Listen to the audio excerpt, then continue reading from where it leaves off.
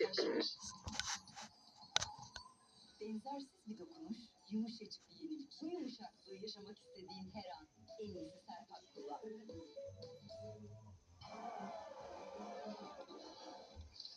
Huysuz korsanlar ilk olay stilse neler olurdu?